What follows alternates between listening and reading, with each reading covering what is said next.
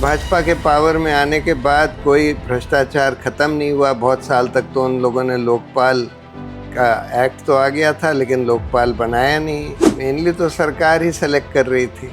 तो सरकार ने ऐसे जजेस या ऐसे लोगों को सेलेक्ट किया जिनके बारे में उनको पता था कि भाई ये लोग भ्रष्टाचार पे कोई स्ट्रॉन्ग स्टैंड नहीं लेंगे। बड़े बड़े बंगले, अरविंद ने तो अपने बंगले पर 45 करोड़ खर्च कर दिए उसको रेनोवेट करने में। नोएडा में तो फिर भी स्कूल के काम बगैर पैसा दिए हो सकते हैं, लेकिन दिल्ली में तो कोई काम बगैर पैसा दिए हो ही नहीं सकता। क्योंकि मुझे तो ये लगता है कि ये सिस्टम ही खत्म कर देना चाहिए, सीनियर जूनियर का। कोई उसकी जरूरत नहीं है। The New Indians presents Law and Justice by Vedic Legal in association with Vedic Legal and Company and the Senate of Jurists. नमस्कार, मैं हूँ सृष्टि गुप्ता और आप देख रहे हैं हमारा प्रोग्राम लॉ एंड जस्टिस। आज हमारे जो मेहमान हैं वो हैं senior advocate mister Prashant Bhushan. आइए जानते हैं उनसे लॉ और जस्टिस के मायने। नमस्कार sir, welcome to the show. Sir, आप एक वकील हैं, एक सीनियर एडवोकेट हैं। आपकी ये इमेज एक्टिविस्ट वाली कैसे बनी? तो मैं शुरू से पब्लिक इंटरेस्ट के इश्यूज में इंटरेस्टेड था जी। तो बहुत पहले मैंने एक देहरादून लाइमस्टोन माइनिंग केस किया था जी जी। जिसमें एनवायरनमेंटल इश्यूज थे। उसके बाद फिर मैं बोफोर्स का इन्वेस्टिगेशन कर रहा था। फिर मैं यूनियन कार्बाइड के गैस लीक वाले केस में इन्वॉल्व हो गया था। उसके बाद फिर ये बोफोर्स का इन्वेस्टिगेशन कर रहा था, तो उस पर मैंने एक किताब भी लिखी थी। फिर कुछ केसेस वगैरह भी करने पड़े जी, क्योंकि वो इन्वेस्टिगेशन को बंद किया जा रहा था बेईमानी से। उसके बाद फिर ये नर्मदा बचाओ आंदोलन का केस आया, वो मैंने किया। और फिर बहुत सारे केसेस, चाहे वो एनवायरनमेंटल इश्यूज़ पर हों, चाहे वो सिविल राइट्स पर हों, चाहे वो झुग्गी झोपड़ी ड्वेलर्स के हों या रेडी पटरी वालों के हों या फिर रिक्शा वालों के हों, साइकिल रिक्शा वालों के, जी, वो सब भी किए। और फिर बहुत सारे करप्शन के केसेस भी किए, जैसे 2G, कोलगेट, जिसमें कि भ्रष्टाचार। तो फिर कई सारे केसेस इंस्टीट्यूशनल रिफॉर्म्स के लिए भी किए कि भाई इन इंस्टीट्यूशंस को रिफॉर्म करने के लिए क्या होना चाहिए। पुलिस के इंस्टीट्यूशन, CBI, ED, इसी तरह से ये जो CAG, इलेक्शन कमीशन, जी, पुलिस, इन सब को कैसे रिफॉर्म किया जा सकता है, क्या करना चाहिए। तो इस वजह से मैं क्योंकि प्राइमरीली पब्लिक इंटरेस्ट में इंटरेस्ट लेता हूँ, तो धीरे धीरे करके मैंने ज़्यादातर वही केसेस लिए जो पब्लिक इंटरेस्ट के थे और हर तरह के पब्लिक इंटरेस्ट के। तो भूषण साहब, तो आप ये सब केसेस प्रो बोनो करते हैं कि इसकी फीस आप चार्ज करते हैं? नहीं, पब्लिक इंटरेस्ट के जो केसेस हैं वो सब प्रो बोनो करते हैं, लेकिन मैं थोड़े से और भी केसेस करता हूँ जो निजी लोगों के केसेस हैं, उनमें मैं फीस चार्ज करता हूँ। जी। आपने जैसे बताया कि आप करप्शन के अगेंस्ट आपने केसेस किए हैं, PIL की है, तो क्या आपको यही करप्शन एक्टिविस्ट की इमेज पॉलिटिक्स के टुवर्ड्स ले गई? आप अन्ना हजारे के आंदोलन में भी शामिल थे, क्या था वो दौर, हमें बताइए। हाँ, तो उस समय हम लोग को ये लगा कि एक करप्शन पर लगाम लगाने के लिए एक एंटी करप्शन ओम्बुड्समैन होने की ज़रूरत है, जो कि एम्पावर्ड हो, जिसकी अपनी इन्वेस्टिगेटिव मशीनरी हो और जो खासकर उच्च स्तरीय भ्रष्टाचार को इन्वेस्टिगेट कर सके। जी। तो फिर हम लोगों ने ये सोचा कि इस पर एक पब्लिक मूवमेंट खड़ा होना चाहिए और उसके लिए हम लोगों को पूरा सोल्यूशन लेकर प्रेजेंट करना होगा कि भाई किस तरह का ओम्बुड्समैन वो कैसे काम करेगा, उसकी क्या पावर्स होंगी वगैरह वगैरह। तो हम लोगों ने एक ड्राफ्ट लोकपाल बिल बनाया और फिर उसके ज़रिए हम लोग पब्लिक के पास गए और फिर इसको काफ़ी सपोर्ट मिला। ये दूसरी बात है कि इसमें बहुत सारा सपोर्ट जो है भाजपा की जो आरएसएस टाइप के ऑर्गेनाइजेशंस हैं उन लोगों ने दिया। उस समय तो मैंने इतना गौर से मैं देख नहीं रहा था जी। लेकिन उनका तो एक वेस्टेड पॉलिटिकल इंटरेस्ट था। वो तो ये चाहते थे कि भाई इसके ज़रिए कांग्रेस की सरकार को गिरवा दें और उसके ज़रिए वो भाजपा पावर में आ जाए, और काफ़ी हद तक यही हुआ अनफॉर्चुनेटली। और भाजपा के पावर में आने के बाद कोई भ्रष्टाचार ख़त्म नहीं हुआ बहुत साल तक। तो उन लोगों ने लोकपाल का एक्ट तो आ गया था लेकिन लोकपाल बनाया नहीं। और फिर जब हम लोग बार बार सुप्रीम कोर्ट गए लोकपाल बनवाने के लिए और उनको बनाना पड़ा तो उन्होंने ऐसे ही बोगस लोकपाल बना दिया जी। जिसका कोई ख़ास यूटिलिटी निकली नहीं। ये बोगस लोकपाल के बारे में कुछ बताइए। सुप्रीम कोर्ट ने क्या गलती करी, किसको बना दिया? सुप्रीम कोर्ट ने नहीं, सरकार ने। जी। मेनली तो सरकार ही सेलेक्ट कर रही थी। तो सरकार ने ऐसे जजेस या ऐसे लोगों को सेलेक्ट किया जिनके बारे में उनको पता था कि भाई ये लोग भ्रष्टाचार पे कोई स्ट्रॉन्ग स्टैंड नहीं लेंगे और कम से कम सरकारी भ्रष्टाचार पर कोई स्ट्रॉन्ग स्टैंड नहीं लेंगे। तो विद द रिज़ल्ट कि इनकी क्रेडिबिलिटी इतनी कम रही जो लोकपाल इन्होंने बनाया कि कोई उनके पास जाता ही नहीं है भ्रष्टाचार के मुद्दों पर, हार्डली कोई जाता है। तो जितना आपने काम किया, क्या आपको लगता है कि सब धरा का धरा रह गया कि उससे कुछ आगे निकल के आया निष्कर्ष? नहीं, अनफॉर्चुनेटली उस काम से कोई खास निष्कर्ष नहीं निकला है और इनफैक्ट उससे एक तरह का थोड़ा नुकसान ही हो गया जी। क्योंकि भाजपा उसके ज़रिए पावर में आ गई और भाजपा में तो भ्रष्टाचार के अलावा कम्युनलिज्म को इतना बढ़ावा दे दिया और सारे इंस्टीट्यूशंस को धीरे धीरे करके ध्वस्त कर दिया, चाहे वो जुडिशरी हो, चाहे वो इलेक्शन कमीशन हो, कंट्रोलर एंड ऑडिटर जनरल हो, सबको धीरे धीरे वो ध्वस्त करते चले गए। तो इसलिए उस पूरे मूवमेंट का अगर आज आप देखें तो देखने में ये दिखाई देता है कि उससे कोई बहुत पॉजिटिव तो कुछ निकला नहीं बल्कि थोड़ा उसका नेगेटिव ही इम्पैक्ट हो गया। एक नई पार्टी निकल के आई इस मूवमेंट के बाद, आपका उस पार्टी में क्या रोल था? नहीं, मैं तो उसका फाउंडर मेंबर था और शुरू में उसके वो प्रेसिडियम जो हम लोगों का 9 मेंबर प्रेसिडियम था उसका मेंबर भी था और इनके जो डिसिप्लिनरी कमेटी का चेयरमैन भी था जो उनकी उच्च स्तरीय डिसिप्लिनरी कमेटी है। लेकिन बाद में वो पार्टी पूरी अरविंद केजरीवाल ने कंट्रोल कर ली और अरविंद ने वो सारे ही प्रिंसिपल्स जिस पर वो पार्टी खड़ी करी गई थी, उसका आइडिया तो ये था कि एक ये ऑल्टरनेटिव टाइप की पार्टी होगी जो ऑल्टरनेटिव पॉलिटिक्स करेगी, बिल्कुल ट्रांसपेरेंटली फंक्शन करेगी, डेमोक्रेटिकली फंक्शन करेगी, खुद अपना लोकपाल बनाएगी वगैरह वगैरह। लेकिन वो सब छोड़ दिया और वो तो बिल्कुल इसी तरह की पावर पॉलिटिक्स में लग गया जिस तरह की और पार्टीज़ करती हैं, तो उसका भी कोई फ़ायदा नहीं हुआ अनफॉर्चुनेटली। तो आपने किन हालातों में आप पार्टी छोड़ी?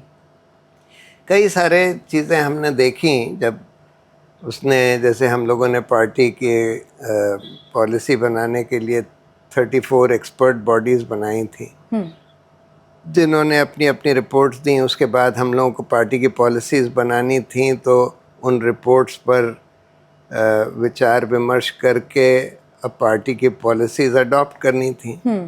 उसने बोला कि नहीं, हमको पॉलिसी बनाने की कोई ज़रूरत नहीं है, जब कोई मुद्दा आएगा उस समय हम स्टैंड लेंगे, जो हमको एक्सपीडियंट होगा वो स्टैंड लेंगे। और वो सारी रिपोर्ट जो हैं कूड़े में डाल दी गई। अच्छा। जो 2015 का इलेक्शन हुआ उसमें बहुत सारे जो व्हीलर डीलर टाइप के लोग थे, रियल एस्टेट डीलर्स, उन लोगों को टिकट दे दिए क्योंकि वो लोग पैसा खर्च करने की स्थिति में थे। तो मतलब जिस तरह के कैंडिडेट्स हमारी पार्टी को रखने चाहिए थे वो नहीं रखे गए। उसके अलावा एक तो बहुत ही सीरियस प्रॉब्लम हुई कि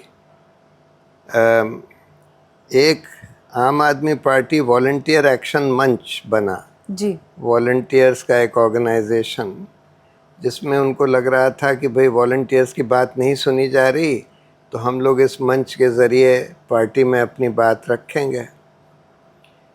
अरविंद को लगा कि ये पार्टी के अंदर वॉलंटियर्स का रिवोल्ट हो रहा है और इसको क्रश करने की ज़रूरत है।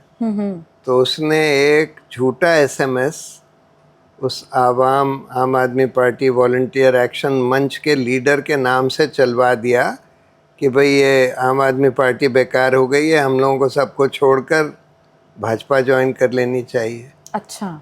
और उसके ज़रिए उसने उस जो उनका लीडर था अवाम का, उसको सस्पेंड कर दिया। तो वो हमारे पास आया, जब क्योंकि हम डिसिप्लिनरी कमेटी के हेड थे। जी। तो उसने बोला कि ये तो एसएमएस मैंने भेजा ही नहीं है, आप इसकी जांच करवा लीजिए। हमने अरविंद से बोला कि इसकी जांच हम लोगों को करवा लेनी चाहिए। उसने बोला हम क्यों जांच करवाएं। तो फिर हमने एसी से बोला कि भाई अच्छा, तुम पुलिस में एफआईआर फाइल करो, हम कोशिश करते हैं कि पुलिस में के थ्रू इसकी जांच हो जाए। जी। तो फिर पुलिस के थ्रू उसकी जांच जब करवाई गई तो पता लगा अरविंद के ही एक आदमी ने वो एसएमएस भिजवाया था, उसने नहीं भिजवाया था। तो ये तो बहुत ही सीरियस प्रॉब्लम थी ना कि आप फैब्रिकेशन कर रहे हैं in order to defame your own volunteer. तो उसके बाद फिर हमको लगा कि भाई ऐसी पार्टी में तो हम नहीं रह सकते। और अनफॉर्चुनेटली वो पार्टी पूरी अरविंद के कब्जे में आ गई थी, स्पेशली जब वो 2015 का इलेक्शन जीत गया। इस सब में अन्ना हजारे का क्या हुआ? देखिए, अन्ना हजारे को कुछ भी करने के लिए बिल्कुल सपोर्ट की ज़रूरत थी कि जो सब उनका ऑर्गेनाइज करे वगैरह वगैरह। जब तक ये अरविंद और ये मनीष वगैरह उनका ऑर्गेनाइज कर रहे थे तब तक वो चल रहे थे उनका। जब इन लोगों ने छोड़ दिया तो अन्ना हजारे बैठ गए। अन्ना हजारे के लिए अपने दम पर कुछ कर पाना उस समय मुश्किल था। He was dependent upon the logistic support provided by people like Arvind, Manish, और जो हम लोगों का जो भी पार्टी मशीनरी थी, पार्टी मशीनरी नहीं, जो इंडिया अगेंस्ट करप्शन की जो मशीनरी थी, हाँ, उसके थ्रू। जी। इसलिए जब वो सपोर्ट ख़त्म हो गया, जब इनको लगा कि भाई हम ऐसे ही पावर में आ गए, तो वो सपोर्ट अन्ना हजारे की इनको ज़रूरत ही नहीं थी। तो फिर अन्ना हजारे को छोड़ दिया, अन्ना हजारे भी बैठ गए। जी।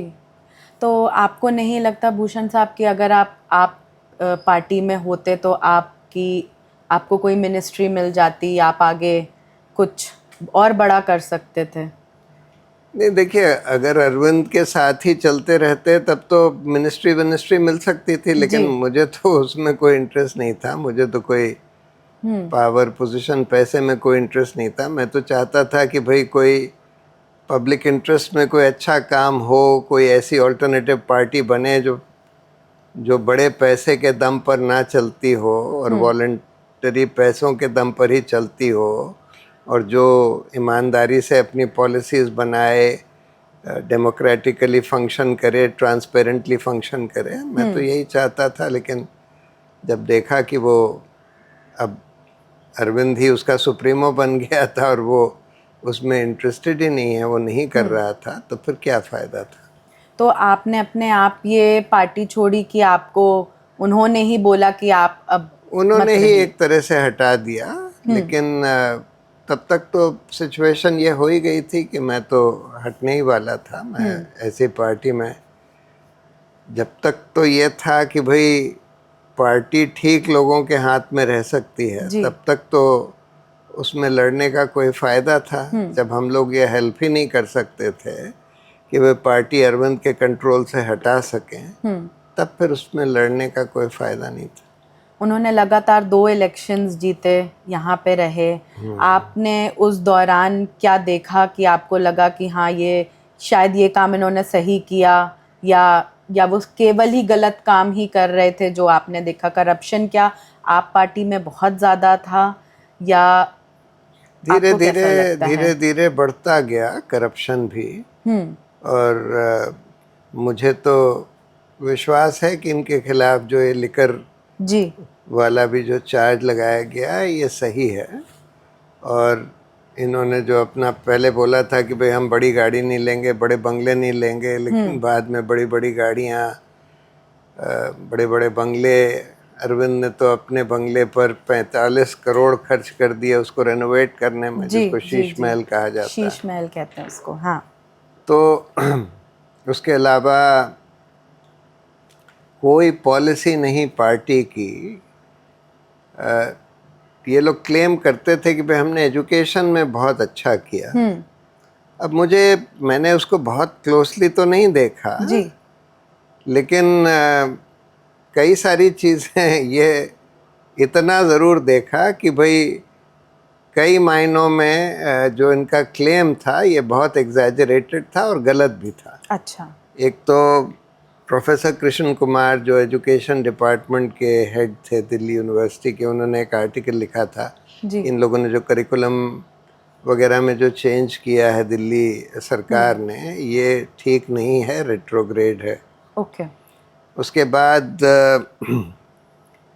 ये देखा गया कि दिखाने के लिए ये लोग कई स्कूलों में, सरकारी स्कूलों में स्विमिंग पूल बना देते थे या क्लासरूम्स तोड़ देते थे। यानी कि अच्छा बच्चों के बैठने के लिए क्लासरूम्स में जगह नहीं है, उसकी जगह आपने उसका सरकारी स्कूल्स में स्विमिंग पूल की ज़रूरत थोड़ी थी। जी और ये दिखावा करने के लिए उसको एक सुंदर इमेज उन्होंने दे दी, अंदर ही अंदरूनी कोई काम नहीं हो रहा था। आपका ऐसा कहना है?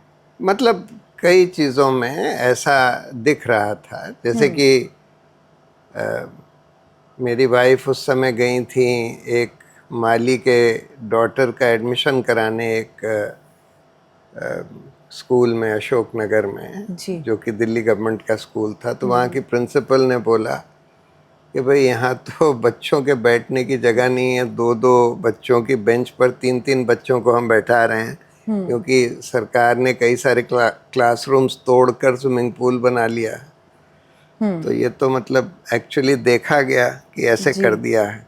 जी फिर मेरा एक मित्र है जो कि एक ग्रुप ऑफ स्कूल्स चलाता है, जिसके स्कूल्स दिल्ली में भी हैं, नोएडा में भी हैं।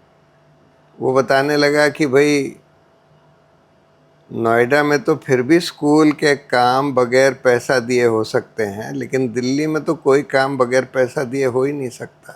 यहाँ का जो एजुकेशन डिपार्टमेंट है बहुत ही करप्ट है। तो इससे ऐसा महसूस होता है कि करप्शन तो काफ़ी हो गया था आम आदमी पार्टी में। अभी आपने ये बताया कि उस समय जब आंदोलन हुआ और उसका फ़ायदा बीजेपी ने बहुत ज़्यादा उठाया और उनकी वजह से भी और करप्शन हमारी जुडिशरी में और जगहों पे आ गया था। तो आप ये मानते हैं कि आज हमारी जुडिशरी करप्ट है? हाँ, काफ़ी करप्शन तो है ही है, तो दिख ही रहा है ये सब। यशवंत वर्मा के तो फैमिली को मैं बहुत करीब से जानता था, बहुत ही अच्छी ईमानदार फैमिली जी। लेकिन यशवंत वर्मा के साथ भी ऐसा हो गया, इसका ये एक इंडिकेटर है कि जुडिशरी में करप्शन बहुत बढ़ गया है।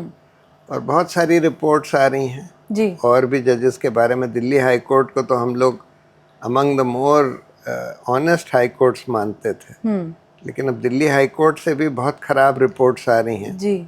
जुडिशरी में करप्शन के बारे में। तो जुडिशरी में डेफिनेटली करप्शन बहुत हो गया है। दूसरी एक प्रॉब्लम और हो गई है हाल में, खासकर जब से ये भाजपा सरकार आई है, कि जुडिशरी की इंडिपेंडेंस भी कम हुई है। और जुडिशरी में कई सारे ऐसे लोग आ गए हैं जो कि एक कम्युनल माइंडसेट रखते हैं, जो सरकार के ज़रिए आए हैं, सरकार के कहने पर आए हैं। ऑल्दो सिलेक्शन तो सुप्रीम कोर्ट के सीनियर जजेस करते हैं जी। लेकिन ये सरकार ऐसी है कि वो इंडिपेंडेंट जजेस का कई बार अपॉइंटमेंट होने ही नहीं देती जब तक उनके लोग भी ना आ जाएं। तो इसके ज़रिए इन्होंने कई सारे ऐसे कम्युनल माइंडसेट के लोग जो कि जज बनने लायक भी नहीं हैं, उनको इंडक्ट कर दिया है। हाई कोर्ट्स में खासकर। सो जुडिशरी में बहुत एट्रिशन, डिटेरियोरेशन पिछले कुछ सालों में हुआ है जी। और जिसकी वजह से कई जगह तो हाई कोर्ट्स वगैरह ऑलमोस्ट डिसफंक्शनल हो गए हैं। जैसे Allahabad high court largely dysfunctional हो गया है, वहाँ पर कोई केस की हियरिंग कराना ऑलमोस्ट इम्पॉसिबल है। बिल्कुल, क्योंकि स्ट्रेंथ भी वहाँ पे कम है, बहुत कम और है, काम बहुत कम बहुत है, ज़्यादा है। काम बहुत ज़्यादा है, जजेस भी इनकॉम्पिटेंट हो गए हैं, करप्ट भी हो गए हैं, मतलब हर तरह की प्रॉब्लम्स हो गई। अभी जो ये आप बता रहे हैं जस्टिस यशवंत वर्मा का जो केस हुआ है, उसमें जो रिपोर्ट आई है और वो अब सीधे प्रेसिडेंट और प्राइम मिनिस्टर के पास फॉर्मर सीजेआई साहब ने भेज दी है, आप कितना इसको सच मानते हैं? कि नहीं, मुझे नहीं लगता कि यशवंत वर्मा को फ्रेम किया गया है जैसे कि कुछ लोग ये मानते हैं। मुझे नहीं लगता कि फ्रेम किया गया है। अच्छा। मुझे लगता है कि वो जो रिपोर्ट में भी, जो अभी तक रिपोर्ट अभी उसका खुलासा नहीं हुआ है अभी तक। लेकिन रिपोर्ट के बारे में जो रिपोर्ट्स आई हैं, न्यूज़ रिपोर्ट्स, उसमें यही बोला गया है कि उस कमेटी ने ये पाया कि हाँ पैसा वहाँ था, पाया गया था। तो वो प्रॉबेबली सही है कि वहाँ पैसा पाया गया था, एंड देयरफॉर उन्होंने जो एक्सप्लेनेशन दिया है वो सही नहीं है। ऑल्दो रिपोर्ट बाहर आनी चाहिए, रिपोर्ट का खुलासा होना चाहिए। बिल्कुल। हम लोगों ने भी ये मांग करी है। तो आगे इसमें क्या हो सकता है? आपको क्या लगता है कि एक हमें इम्पीचमेंट देखने को मिल सकता है? कि ये तो पता नहीं कि इम्पीचमेंट होगा या नहीं, क्योंकि वो तो पॉलिटिकल प्रोसेस है, सरकार के ऊपर है कि वो करें कि ना करें। लेकिन मेरी राय में एफआईआर तो होनी चाहिए। अगर ये रिपोर्ट है जी। तो एफआईआर होनी चाहिए, इसका इन डेप्थ इन्वेस्टिगेशन होना चाहिए सीबीआई के द्वारा। और दूसरी बात, वो रिपोर्ट तो बाहर आनी ही चाहिए। जी जी जी। इम्पीचमेंट होगा या नहीं होगा ये तो इन पॉलिटिशियंस के ऊपर डिपेंड करता है। जी। आपको ऐसा लगता है कि अभी अपॉइंटमेंट्स सरकार कर नहीं रही है? जितने वकील अभी इस समय प्रोफेशन में आ रहे हैं वो बहुत ज़्यादा इंटरेस्टेड नहीं दिखते हैं जज की पोस्ट लेने के लिए। ऐसा क्यों हो रहा है? नहीं, ऐसा नहीं है कि वो इंटरेस्टेड नहीं है। देखिए, दो कैटेगरी के वकील हैं। एक तो वो हैं जो नेशनल लॉ स्कूल्स वगैरह के जो टॉपर्स वगैरह हैं, जो ज़्यादातर ये चाहते हैं कि किसी लॉ फर्म में खूब शुरू से ही खूब पैसा मिलने लगे। कॉर्पोरेट लॉयर्स तो 3-4 लाख रुपए अगर उनको सैलरी शुरू से मिलने लगती है तो वो लोग वहाँ चले जाते हैं पैसे के लोभ में। दूसरी बात, ये जो जुडिशल सर्विस के इम्तहान हो गए हैं ना, इसमें बहुत ही प्रॉब्लम्स हो गई हैं जी। वैसे तो जुडिशल सर्विस बहुत अच्छी सर्विस है।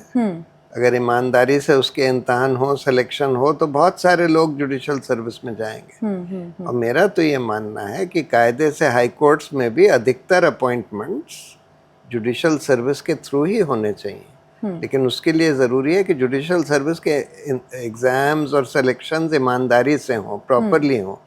अभी मैं बहुत सारे केसेस कर रहा हूँ जिसमें हर तरह की धांधली हो रही है, बेईमानी भी हो रही है, इनकॉम्पिटेंस भी है इनके एग्ज़ाम्स और सिलेक्शन में। और ये तो एक कॉमन चीज़ दिख रही है कि जैसे अगर 80 वैकेंसीज एडवर्टाइज होती हैं तो उसमें से 10-20 ही भरी जाती हैं। 50 वैकेंसीज एडवर्टाइज होती हैं तो 5-10 ही भरी जाती हैं। ये तो बहुत डिफरेंस हो गया। हाँ, 20%, ओनली 20% वैकेंसीज जितनी एडवर्टाइज होती हैं उतनी भरी जा रही हैं। बाकी लोगों को वो फेल कर रहे हैं। अच्छे अच्छे लोगों को फेल कर रहे हैं जो कि अच्छे अच्छे नेशनल लॉ स्कूल से पढ़े हुए हैं, बहुत अच्छे स्टूडेंट्स रहे हैं, उन लोगों को फेल कर रहे हैं। तो ये तो ऑब्वियसली इनके सिलेक्शन सिस्टम में प्रॉब्लम आ गई है, बहुत सीरियस प्रॉब्लम आ गई है। इसको ठीक करना पड़ेगा, तब फिर बहुत सारे लोग, अच्छे अच्छे लोग जुडिशल सर्विस के लिए ऑप्ट करेंगे, और हमको तो जजेस का नंबर संख्या बढ़ानी है। बिल्कुल बिल्कुल। तो ये कौन सिलेक्ट करता है, कौन होते हैं इनके सिलेक्टर्स? अब कुछ स्टेट्स में तो स्टेट पब्लिक सर्विस कमीशन के थ्रू होता है, लेकिन ज़्यादातर हाई कोर्ट्स के अंडर होता है। हाई कोर्ट जजेस करते हैं? हाई कोर्ट जजेस खुद नहीं करते, हाई कोर्ट के अंडर होता है, लेकिन वो यूजुअली डिस्ट्रिक्ट जजेस वगैरह पेपर बनाते हैं और चेक करते हैं जी। और उसमें बहुत गड़बड़ी हो रही है पेपर बनाने में, चेक करने में, मार्किंग करने में। और ये तो यूनिफॉर्मली देखा जा रहा है कि अननेसेसरीली लोगों को फेल किया जा रहा है उसमें, बिल्कुल अननेसेसरी। इसका क्या सोल्यूशन निकल सकता है? क्यों? तो एक नेशनल जुडिशल सर्विस होनी चाहिए और उसमें सिलेक्शन के लिए union public service commission type की बॉडी बननी चाहिए, जुडिशल पब्लिक सर्विस कमीशन, जो कि जजेस का सिलेक्शन करे बहुत लार्ज स्केल पर, प्रॉपर एग्जाम हो। और वहीं से लोअर जुडिशरी से ही ऊपर उठ के, लोअर जुडिशरी से डिस्ट्रिक्ट जजेस से हाई कोर्ट जजेस, सुप्रीम कोर्ट जजेस, ज़्यादातर ऐसे ही जाएं बजाय ये डायरेक्ट लॉयर्स के। जैसे आप इलाहाबाद हाई कोर्ट में 100 वैकेंसीज हैं जी। अगर आप बोलें कि हम 100 लॉयर्स को ढूंढ लें जो जज बनाने लायक हो, हम नहीं ढूंढ पाएंगे, और ये एक जेन्युइन प्रॉब्लम है। लेकिन अगर ये लोग नीचे से ऊपर उठा कर लाते और शुरू से ही ठीक अपॉइंटमेंट्स करते तो डेफिनेटली 100 जजेस को आप ऊपर भेज सकते हैं डिस्ट्रिक्ट जजेस से। सो वो सिस्टम होना चाहिए, बट उसके लिए ज़रूरी है कि selection at the lowest level ठीक हो बिल्कुल, और उसके बाद भी जैसे जैसे ऊपर जाते हैं वो भी सिलेक्शन ठीक हो। तो जैसे हाई कोर्ट में जजी करने के लिए कहा जाता है आपको 10 साल की प्रैक्टिस, 20 साल की प्रैक्टिस होनी चाहिए, और जो नीचे जुडिशरी से आते हैं उनको तो काफ़ी समय लग जाता होगा काम समझने में हाई कोर्ट का। तो ये एक तरीके से एक समय की बर्बादी आपको नहीं लगती कि पहले वो आएँ, उनको भी वो सीनियर जजेस के साथ बैठते हैं, फिर वो काम सीखते हैं, और बाय द टाइम वो काम सीख जाते हैं उनकी रिटायरमेंट आ जाती है। तो ये भी तो एक तरीके का विशियस सर्कल है जिससे निकल नहीं पा रहे हैं, और बार से अपॉइंटमेंट्स नहीं हो रहे हैं। तो आपको लगता है कि ये जो पढ़ाई करके, सिर्फ किताबी पढ़ाई करके ऊपर बैठ जाते हैं, वो भी एक गलत प्रोसेस है? कुछ तो साल प्रैक्टिस के चाहिए हमें। नहीं, प्रैक्टिस के ज़रूरी नहीं है। आप अगर किसी जने को मेरा तो ये मानना है कि देखिए, जज में मेनली आपको 4-5 क्वालिटीज़ चाहिए। एक तो common sense, robust common sense, एक गुड इंटेलिजेंस, दूसरा fair knowledge of basic principles of law and constitution, तीसरा या चौथा जुडिशल टेम्परामेंट, पांचवा broad understanding of the socio economic reality of the country. अगर आप इन 5 पैरामीटर्स पर लोगों के लिए एक अच्छा एग्ज़ाम डिज़ाइन करें, टेस्ट डिज़ाइन करें, और उसके थ्रू आप सिलेक्शन करें, तो ये ज़रूरी नहीं है कि आप सिर्फ उन्हीं लोगों का सिलेक्शन करें जो कि जिन्होंने LLB किया हुआ है। अच्छा। आप जैसे UPSC में सिलेक्शन होता है IAS वगैरह के लिए, आप जो बेस्ट लोग हैं जिनमें common sense, intelligence, understanding of the socio economic situation of the country, judicial temperament है, उनको सेलेक्ट करिए। लॉ तो आप उनको 1 साल की अगर आप अच्छी जुडिशल एकेडमी में ट्रेनिंग दें तो उसमें इतना लॉ सीख जाएंगे कि वो लोअर कोर्ट के, सिविल कोर्ट्स के जज बन सकें। उसके बाद फिर वो एक्सपीरियंस गेन करते जाते हैं, वहाँ पर जज बन के, और एक्सपीरियंस बढ़ता जाता है, और फिर आप उनको डिस्ट्रिक्ट जज बना सकते हैं जी।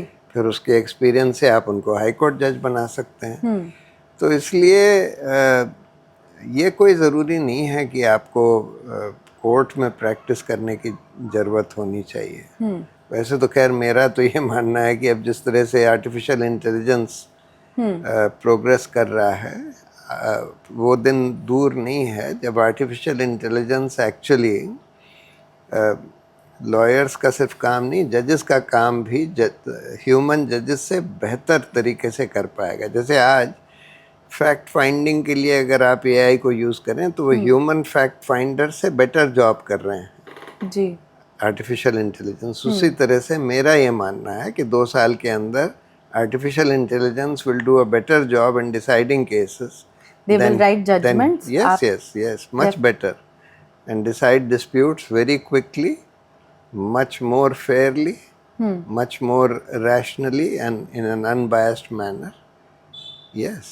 तो आप ये कह सकते हैं कि जिसको अगर कंप्यूटर अच्छी तरीके से यूज़ करना आता है तो वो भी बढ़िया जज बन पाएगा, क्योंकि कीवर्ड्स डाल के आप वो कुछ तो भी छोड़ निकाल दीजिए, मैं तो देंगे। ये कह रहा हूँ कि आपको ह्यूमन जजेस की ज़रूरत ही नहीं है, क्योंकि ह्यूमन जजेस में तो हर तरह की प्रॉब्लम्स होती हैं, बायसेस होते हैं, तरह तरह के इमोशंस होते हैं, सो बेईमानी भी होती है, कई बार करप्शन होता है, लेकिन आर्टिफिशियल इंटेलिजेंस के ज़रिए तो आप you can do a much better job in my view.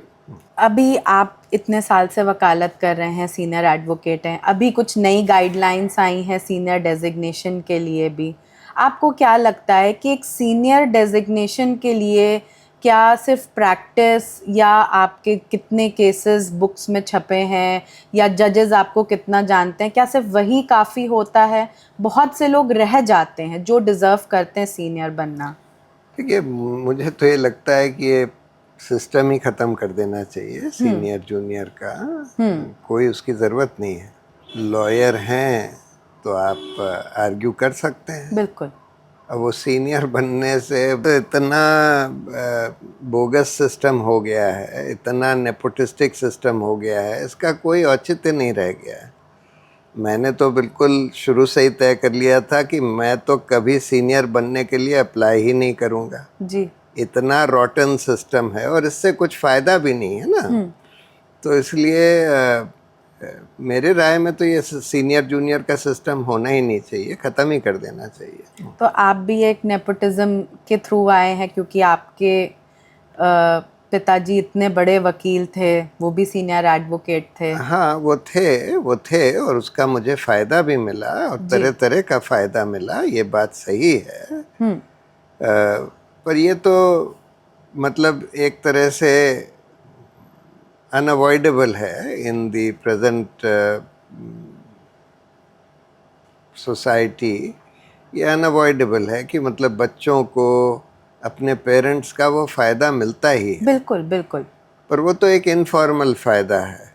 पर इस तरह से फॉर्मली अगर आप किसी को जज बना दें नेपोटिस्टिक कंसिडरेशन से, या सीनियर डेजिग्नेट कर दें नेपोटिस्टिक कंसिडरेशन से, ये थोड़ी फ़र्क तरह की चीज़ होती है।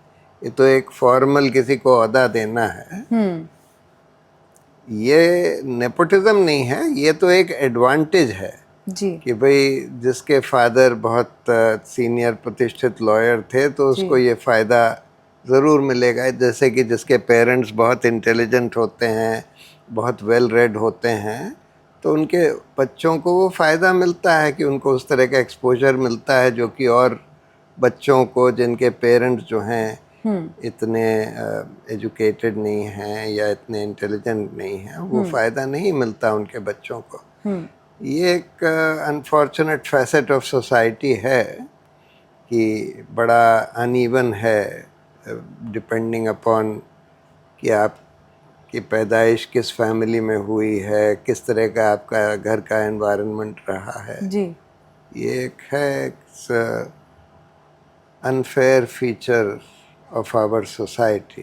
तो आप बनना चाहते थे वकील, कि आप अपनी फादर की लेगेसी में ही आपने पीछे पीछे उनके निकल गए? नहीं, मैं तो एक्चुअली पहले तो मैं इंजीनियरिंग पढ़ने गया था IIT, फिर 6 महीने के बाद वो छोड़कर मैं वापस जब आया तो मैंने 1 साल इकोनॉमिक्स बहुत सीरियसली पढ़ी। मुझे लगा कि मैं इकोनॉमिक्स पढ़ूं। फिर उसके बाद मेरा इंटरेस्ट फ़िलासफ़ी में शिफ्ट हो गया, फ़िलासफ़ी ऑफ साइंस में हो गया, तो मैंने फिर फ़िलासफ़ी और फ़िज़िक्स काफ़ी सीरियसली पढ़ी। फिर मैं PhD करने प्रिंसटन भी चला गया फ़िलासफ़ी ऑफ साइंस में।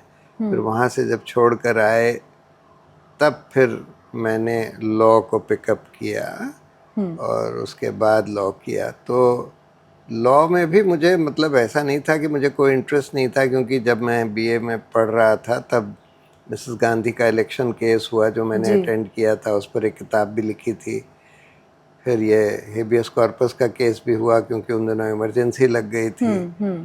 फिर ये केशवानंद भारती का रिव्यू भी हुआ, तो मैंने ये सब अटेंड किया था। तो मुझे लगा कि हाँ, लॉ भी इंटरेस्टिंग है, लेकिन उस समय मुझे फ़िलासफ़ी ऑफ फिज़िक्स में ज़्यादा इंटरेस्ट था, तो इसलिए मैं उस समय चला गया था पीएचडी करने। फिर आपने आके तुरंत आपने फादर साहब के साथ अपनी प्रैक्टिस फादर साहब के साथ करी, लेकिन जल्दी ही मैं पब्लिक इंटरेस्ट केसेस में इंटरेस्टेड हो गया, और फिर 2-3 साल के अंदर मैं पब्लिक इंटरेस्ट केसेस ही करने लगा। मेरे फादर तो एक कॉरपोरेट लॉयर थे, जी। वेरी सक्सेसफुल कॉरपोरेट लॉयर, लेकिन मैं ऑलमोस्ट शुरू से ही ज़्यादा पब्लिक इंटरेस्ट केसेस में इंटरेस्टेड था। वो लॉ मिनिस्टर भी रहे मोरारजी देसाई के टाइम पे। आपका आगे कुछ ऐसा विचार बनता है कि अब आप लॉ छोड़ के पॉलिटिक्स ट्राई करना पॉलिटिक्स चाहते तो हैं? हम कर चुके हैं आम आप। आदमी पार्टी में, देख जी। लिया, पर वो पॉलिटिक्स में मेरा इंटरेस्ट नहीं है। मैं तो ये चाहता था कि कोई एक ऑल्टरनेटिव पॉलिटिकल पार्टी बने, ऑल्टरनेटिव पॉलिटिक्स खड़ी हो, लेकिन otherwise politics is not something that interest me. Okay. Actually I am by nature a philosopher. मैंने हाल में कई साल बाद फिर से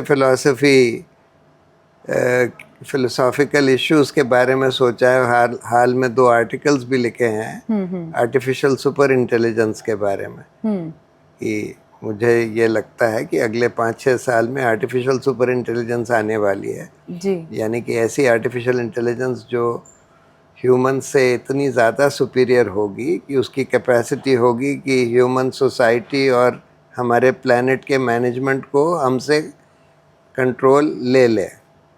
यानी कि then we will be governed by artificial intelligence, not by humans. और मेरा ये मानना है कि वो होगा, जल्दी ही होगा, और जब होगा तो अच्छा ही होगा। बहुत आपको सारे नहीं लोग लगता कि मशीन्स जब हम पे कंट्रोल करेंगी तो ये कैसे अच्छा हो सकता होगा है? क्योंकि वो इंटेलिजेंस के आधार पर काम करेंगी, क्योंकि उनका तो यूएसपी ही होगा इंटेलिजेंस। और कोई भी इंटेलिजेंट जना अगर इमोशन से ड्रिवन ना हो,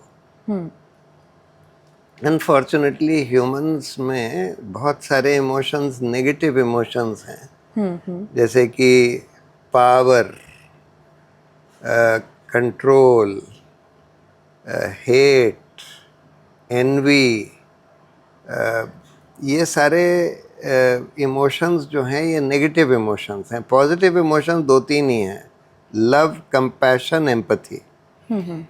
अनफॉर्चुनेटली जो लोग हमारी सोसाइटी में ये सब emotions are a product of our evolutionary biology. हमारे एवोल्यूशन में ऐसा हुआ कि because these emotions made us fitter for survival, तो सर्वाइवल ऑफ द फिटेस्ट में जिन लोगों के ये नेगेटिव इमोशंस थे कि भाई हम पावर, कंट्रोल रखना चाहते हैं, खूब पैसा चाहते हैं, वगैरह वगैरह, वही लोग सोसाइटी में पावर की पोजीशंस में आते चले गए। और वही लोग आज पॉलिटिक्स को और हमारी बिजनेसेस को डोमिनेट कर रहे हैं। और उन्हीं लोगों ने हमारी सोसाइटी को इस सिचुएशन में ले आए हैं जहाँ पर we are firstly facing a critical threat to the survival of the earth itself, for both reasons. कि न्यूक्लियर वॉर हो सकती है, वॉर्स तो हो ही रही हैं, कभी भी वो वर्ल्ड वॉर, न्यूक्लियर वॉर हो सकती है। दूसरी बात, हमारा क्लाइमेट चेंज जो हो रहा है, इससे भी हमारा पूरा प्लैनेट थ्रेटन हो गया है, वो भी ह्यूमन एक्टिविटी की वजह से हो रहा है। तो मेरा ये मानना है कि अगर pure intelligence devoid of emotions, because this artificial super intelligence will be pure intelligence devoid of emotion, no emotion. ये लोग जो डिसीशंस लेंगे, जो काम करेंगे, in my view they will be better even for humans. क्योंकि एक चीज़ जो कोई भी इंटेलिजेंट जना समझता है वो ये है कि हमको दूसरे को नुकसान पहुंचा के हमको कोई फ़ायदा नहीं मिलने वाला। ये तो हमारे इमोशंस हैं जो इस तरह से सोचते हैं कि भाई इसको नुकसान पहुंचा दो, ये हमसे छोटा हो जाएगा, इसके ऊपर चढ़ जाओ। ये कोई इंटेलिजेंस का काम नहीं है। देयरफॉर मेरा ये मानना है कि अगर आर्टिफिशियल सुपर इंटेलिजेंस आता है तो वो ह्यूमैनिटी के लिए ख़राब नहीं होगा, बेहतर ही करेगा। तो आपको लगता है जुडिशरी भी इमोशंस पे चलती है? बहुत इमोशंस, लैक ऑफ इंटेलिजेंस, हर चीज़ है उसमें, हर तरह के प्रॉब्लम्स हैं। करप्शन, नेपोटिज्म, सब चीज़ों पर चलती है। तो अगर आर्टिफिशियल इंटेलिजेंस जज बन जाए तो it will definitely in my view do a better job. तो आपको नहीं लगता कि जब आर्टिफिशियल इंटेलिजेंस के सामने कोई वकील आर्ग्यू करेगा, परस्यू करने की कोशिश करेगा, वकील की ज़रूरत ही नहीं होगी, वकील की क्या ज़रूरत होगी? आप तो पूरा एक एरा ही खत्म कर देना चाहते हैं। नहीं, खत्म होने ही वाला है। देखो जी, लॉयर्स, डॉक्टर्स, आर्किटेक्ट्स, अकाउंटेंट्स, किसी की ज़रूरत नहीं होगी। सब फिर हम कुछ। क्या करेंगे? ये एक बड़ा इंटरेस्टिंग क्वेश्चन है। एक आदमी है निक बॉस्ट्रम, उसने अभी किताब लिखी है डीप यूटोपिया, जिसमें यही सवाल एक्सप्लोर किया है कि ह्यूमंस करेंगे क्या। उसने बोला life in a solved world, in a world solved bye artificial intelligence, उसमें हम क्या करेंगे? जहाँ पर हमको कुछ काम नहीं करना होगा तो हम अपने टाइम से करेंगे क्या? ये इंटरेस्टिंग इशू है। एनीवे, वो तो एक अलग इशू है, पर ये हम लोगों को बहुत जल्दी ही सोचना पड़ेगा, बिकॉज ये सब खत्म होने वाला है। आपके बहुत सारे आर्टिकल्स, आपके इंटरव्यूज़ में आपने CJI, फॉर्मर CJI चंद्रचूड़ साहब को, आपको बहुत ज़्यादा वो पसंद नहीं आए हैं, ऐसा महसूस होता है। क्या रीज़न है इसका? क्यों आपको ऐसा लग रहा कि वो बहुत अच्छे CJI नहीं रहे? मुझे लगता है कि वो एक तो वो दिखावा बहुत करना चाहते थे, इसीलिए बहुत पब्लिसिटी हंग्री भी थे। और दूसरी बात, सरकार के किसी न किसी वजह से सरकार के इन्फ्लुएंस में थे। नहीं तो वो जो गणेश पूजा उन्होंने करी अपने घर पर मोदी जी के साथ, वो नहीं करते अगर सरकार के इन्फ्लुएंस में ना होते तो। बहुत सारे उन्होंने ऐसे गलत जजमेंट्स दिए। सबसे पहले तो ये अयोध्या वाला बिल्कुल गलत जजमेंट। फिर ये जो एक बहुत बड़ा आया, ये सब जो सूट्स फाइल हो रहे हैं कि भाई यहाँ मॉस्क के पहले 400 साल पहले, हाँ, ज्ञानवापी वगैरह, तो ज्ञानवापी में उन्होंने स्टे नहीं किया।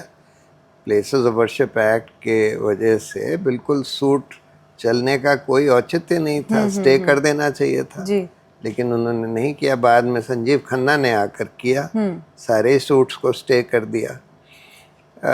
इस तरह के कई केसेस आए उनके पास जिसमें उन्होंने मेरी राय में सरकार के पक्ष में बिल्कुल गलत जजमेंट्स दिए। एक केस में बहुत अच्छा जजमेंट दिया था, वो इलेक्टोरल बॉन्ड्स। वो ज़रूर बहुत अच्छा जजमेंट था, लेकिन उसके बाद फिर उन्होंने उसको फॉलो थ्रू नहीं किया। कि हम लोग जब गए कि भाई अब उसमें से ये निकल कर आया है कि ज़्यादातर इलेक्टोरल बॉन्ड्स उन लोगों ने उन पार्टियों को दिए हैं जिनसे उनको कॉन्ट्रैक्ट मिल रहा था, ये तो करप्शन है, इसका इन्वेस्टिगेशन करवाइए, इंडिपेंडेंट इन्वेस्टिगेशन। तो उन्होंने बोला नहीं, तो फिर उसका फॉलो थ्रू नहीं करवाया। आपके ऊपर भी कंटेम्प्ट ऑफ कोर्ट हो चुकी है क्योंकि आपने जुडिशरी के बारे में कुछ ट्वीट्स किए। आज तो सोशल मीडिया का ज़माना है, हर कोई कुछ ट्वीट कर रहा है, कोई वीडियो डाल रहा है, किसी की बुराई कर रहा है, किसी की अच्छाई कर रहा है। तो क्या आपको लगता है कि आपके ऊपर कंटेम्प्ट ऑफ कोर्ट जो हुआ वो सही था? नहीं, वो तो बिल्कुल गलत था। क्या मेरे ऊपर 2 कंटेम्प्ट ऑफ कोर्ट हुए जो बड़े वाले थे। एक तो मैंने 2009 में एक इंटरव्यू दिया था जिसमें मैंने बोला था कि in my view about half of the last 16-17 chief justices have been corrupt. Correct. अब वो तो मेरा परसेप्शन था, मैंने किसी का नाम नहीं लिया था, तो जी। इसलिए उस पर कोई कंटेम्प्ट चलाने का कोई मतलब नहीं था, गलत था। तो हर एक आदमी अपनी राय रख सकता है। मैंने अपनी बिल्कुल, ऑनेस्ट राय बिल्कुल। रखी थी। दूसरा चलाया इन्होंने कि जब मैंने बोल दिया कि भाई when the history of democracy, of the collapse of democracy is seen in this country, the role of the Supreme Court and in particular of the last 4 Chief Justices will be underlined.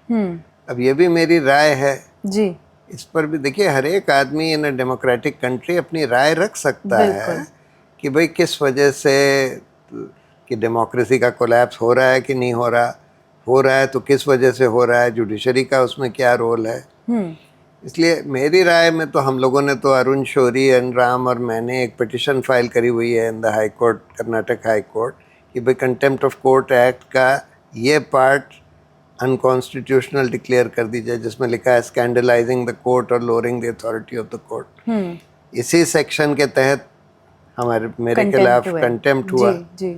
इसकी कोई ज़रूरत नहीं है, ये इसका colonial origin है, British से आया, इंग्लैंड में ख़त्म कर दिया गया है, यहाँ अभी भी चलाया जा रहा है। जस्टिस खन्ना ने बिल्कुल सही बोला है, respect has to be earned, not commanded. Correct. And contempt का जुरिस्डिक्शन यूज करके you are trying to command respect. You can not earn any respect by threat of contempt or use of contempt. उसका एकदम उल्टा effect होता है। अगर आप लोगों का मुंह बंद करने की कोशिश करते हैं कंटेम्प्ट का थ्रेट देकर, तो लोगों को लगता है कि भाई आप बेईमानी कर रहे हैं, मतलब चोरी और उस पर सीना चोरी, ये लगता है। आप वकील हैं सुप्रीम कोर्ट के, इसीलिए आपके ऊपर कंटेम्प्ट हो, कोई अगर बाहर का आदमी ऐसा कुछ बोले तो उस पर नहीं होगा, क्या ऐसा कुछ मानना हो सकता है इसमें? नहीं, वो तो नॉर्मली तो जो कमज़ोर लोग हैं उनके ऊपर कंटेम्प्ट चलाते हैं, जो पावरफुल लोग होते हैं उनके ऊपर नहीं चलाते। आप अपने आप को कमज़ोर समझते हैं? नहीं, मैं कमज़ोर नहीं हूँ, लेकिन मेरे ऊपर चलाया क्योंकि उनको बहुत सारे लोग मुझसे आहत रहते हैं, सरकार के लोग भी आहत रहते हैं, जुडिशरी के भी कुछ लोग आहत रहते हैं, क्योंकि मैं तो बेबाक तरीके से बोलता हूँ, तो इस वजह से मेरे ऊपर चला दिया, लेकिन बाद में वो ख़त्म ही करना पड़ा। उससे कोई फ़ायदा तो हुआ नहीं जुडिशरी को। पर आपको क्या इससे कुछ नुकसान हुआ आपकी छवि पे, आपके काम पे? नहीं, मेरी तो छवि उससे मुझे लगता है कि और बढ़ गई, क्योंकि बहुत सारे लोग मेरे सपोर्ट में आ गए, खड़े हो गए कि भाई ये तो सही बात बोल रहा है और इसके सही बात बोलने पर कंटेम्प्ट चला रहे हैं, तो इसलिए उससे मेरी छवि पर कोई डैमेज नहीं हुआ, जुडिशरी की छवि पर थोड़ा डैमेज ज़रूर हुआ। बिल्कुल। तो आजकल जो ये सोशल मीडिया पे जितने लोग भी बोलते हैं, वीडियोस बनाते हैं, तो आपको ये लगता है कि ये सही कर रहे हैं, या इनका ये राइट है, डेमोक्रेटिक राइट है कि वो किसी को भी कुछ भी बोल सकते हैं? नहीं, ये तो नहीं है कि किसी को कुछ भी बोल सकते हैं। आप किसी को डिफेम नहीं कर सकते। डिफेमेशन एक अलग मुद्दा है। एक अलग मुद्दा है, हाँ, पर कंटेम्प्ट नहीं होना चाहिए। आप डिफेमेशन के लिए कर सकते हैं। अगर किसी जज को कोई जना बिल्कुल बोल दे कि ये बेईमान है, तो ज़रूर डिफेमेशन के लिए जाए। क्रिमिनल कंटेम्प्ट सिर्फ तब होना चाहिए जब आप जुडिशल प्रोसीडिंग से कहीं ना कहीं इंटरफेयर कर रहे हैं। अगर आप मान लीजिए किसी कोर्ट में जाकर दंगाई करने लगे, कोर्ट की प्रोसीडिंग्स ही ना चलने दें, या आप जज को बोलें कि भाई तुम हमारे खिलाफ फैसला दोगे तो हम तुमको गोली मार देंगे, या किसी वकील को बोलें हमारे खिलाफ तुम केस करो, लड़ोगे तो हम तुमको गोली मार देंगे, तुम्हारा टांग तोड़ देंगे, या किसी विटनेस को बोलें, ये तो इंटरफेरेंस विद कोर्ट प्रोसीडिंग्स हैं, ये तो कंटेम्प्ट होना ही चाहिए। लेकिन ये स्कैंडलाइजिंग द कोर्ट या lowering the authority of the court, ये कंटेम्प्ट नहीं होना चाहिए। डिफेमेशन हो सकता है, सिविल और क्रिमिनल डिफेमेशन का लॉ है इंडिया में, बिल्कुल। इसलिए आप डिफेमेशन में उनके खिलाफ तो ये फ्रीडम ऑफ स्पीच में आता है? नहीं, फ्रीडम ऑफ स्पीच में ये नहीं आता कि आप किसी को झूठ बोलकर डिफेम करें, वो नहीं आता। उसके लिए you should be liable for civil and criminal defamation, correct, but not for contempt. In my view this jurisdiction, ये बड़ा डेंजरस जुरिस्डिक्शन है, इसीलिए हम लोगों ने चैलेंज किया हुआ है इसको, स्कैंडलाइजिंग द कोर्ट या lowering the authority of the court. तो आप ये अपनी लेगेसी, आप अपने फादर साहब से कैसे कंपेयर करते हैं? आप क्या उनके काम के कहीं करीब पहुंच पाए हैं अपनी जिंदगी में? लीगल नॉलेज और in depth preparation of cases and evolving new legal principles, उसमें तो मैं अपने फादर से कोई अपने आप को कंपेयर नहीं कर सकता. वो तो एक, in my view, he was definitely one of the most ingenious lawyers that this country has produced. Correct. हम उनको अपने आप से नहीं उनसे नहीं कंपेयर कर सकते. हाँ, लेकिन पब्लिक इंटरेस्ट कॉजेस में डेफिनेटली आई फील कि मेरा सब्सटैंशियल कंट्रीब्यूशन रहा है. उनका इंटरेस्ट तो दूसरे नॉर्मल केसेस में था, पर उन केसेस में उनमें ये कैपेसिटी थी कि he could evolve new principles of law which had never been talked about और इवॉल्व्ड बिफोर दैट. और मेरे में शायद उस तरह की कैपेसिटी नहीं है, लेकिन फिर भी पब्लिक इंटरेस्ट केसेस में तो मेरा सब्सटैंशियल कंट्रीब्यूशन होना चाहिए. अब आपसे मैं आखिरी सवाल ये करना चाहूँगी कि आज हमारे नए चीफ जस्टिस ऑफ इंडिया ने ओथ ली है. क्या एक्सपेक्टेशंस हैं वकीलों की या जुडिशरी की उनसे कि वो, आप जैसे कहते हैं कि करप्शन है, बहुत नेपोटिज्म है, तो किस तरीके की जुडिशरी, उनके पास टाइम कम है, 6 महीने का टाइम ही है, तो उनको क्या ऐसा सॉलिड मूव करना चाहिए जिससे हमें जो जुडिशरी में फेथ है वो वापस आ सके? पहली बात तो वो मेन चीज़ करें जिसके लिए सुप्रीम कोर्ट बनाया गया है, कि लोगों के फंडामेंटल राइट्स को प्रोटेक्ट करना, कार्यपालिका और विधायिका को अपने अपने दायरे में रखना जी. तो जिसको कहते हैं ना कि it is the sentinel on the क्वी वीव. सो सेंटिनल का काम करना, ये काम सबसे अहम है, खासकर आज के माहौल में जहाँ पर माइनॉरिटीज़ को ट्रैम्पल किया जा रहा है, लोगों के फ्रीडम ऑफ स्पीच को रोका जा रहा है, वगैरह वगैरह. सो ऐसे सिचुएशन में रूल ऑफ लॉ को ही ट्रैम्पल किया जा रहा है बुलडोज़र वगैरह यूज़ करके. इन्होंने ही बुलडोज़र का जजमेंट दिया है, बहुत अच्छा जजमेंट. तो पहले तो ये काम करें जो कि काफ़ी हद तक संजीव खन्ना ने किया, उस डायरेक्शन को कायम रखें. साथ में अगर वो टाइम कम है, लेकिन जुडिशरी में जो बेसिक फंडामेंटल चेंजेस लाने हैं जी, कि भाई नंबर बढ़े जुडिशरी का, सिलेक्शन का सिस्टम ठीक हो, जुडिशरी में अकाउंटेबिलिटी का प्रॉपर सिस्टम आए. ट्रांसपेरेंसी के लिए तो संजीव खन्ना ने काफ़ी कुछ किया है, अकाउंटेबिलिटी के लिए भी होना चाहिए. ये सब हो जाए तो बहुत बड़ी बात होगी. अगर इसकी शुरुआत वो कर दें, संजीव खन्ना ने ट्रांसपेरेंसी की करी. चंद्रचूड़ साहब ने एक काम बहुत अच्छा किया था कि इलेक्ट्रॉनिक कोर्ट्स, कि भाई आप ई फाइलिंग कर सकते हैं, वीडियो कॉन्फ्रेंसिंग से हियरिंग कर सकते हैं. ये बहुत बड़ा काम उनके समय में हुआ. That contribution of Chandrachud would be remembered. ठीक है sir, thank you so much. आपने आज अपने विचार हमारे ऑडियंस के साथ शेयर किए. बहुत अच्छा लगा आपसे बात करके. Thank you so much. You're welcome. मिलते हैं एक नए मेहमान के साथ अगले एपिसोड में. Thank you. हमें फॉलो, शेयर व लाइक करना न भूलें और लेटेस्ट न्यूज अपडेट्स के लिए नोटिफिकेशन जरूर ऑन कर लें.